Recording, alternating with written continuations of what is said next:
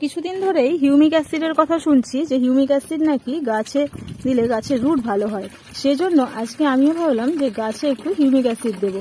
সেজন্য এখানে আমি জল নিয়ে নিচ্ছি। আমাকে বলেছিল যে 1 লিটার জলে 1 চামচ হিউমিক অ্যাসিড মেশাতে। এখানে আমি বড় চামচে 1 চামচই হিউমিক অ্যাসিড দেবো।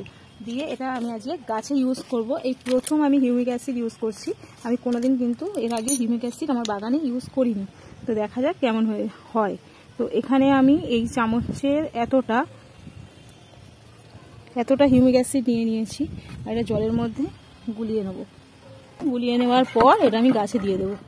এই সমস্ত নতুন চারা গাছগুলো, এটা হচ্ছে আমার ধনেপাতার চারা, এটার মধ্যে দিয়ে দিলাম। আর শুনছি নাকি বীজ মানে মাটিটা শুকনো হলেই দেওয়া ভালো।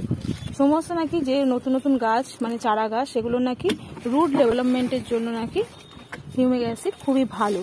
তো কখনো ইউজ করিনি আমি আগে। তো এইখানে এই কুমড়ো গাছটা এটা তো বীজ থেকেই হয়েছে, এটার মধ্যে আমি একটু দিয়ে দিলাম। আর ভাবছি এই যে ওপরে যে সমস্ত আমার গাঁদা ফুল গাছগুলো আছে এগুলোর মধ্যে একটু দিয়ে দেবো। গাঁদা ফুল গাছগুলোর মধ্যে হিউমিক অ্যাসিড দিয়ে দিচ্ছি।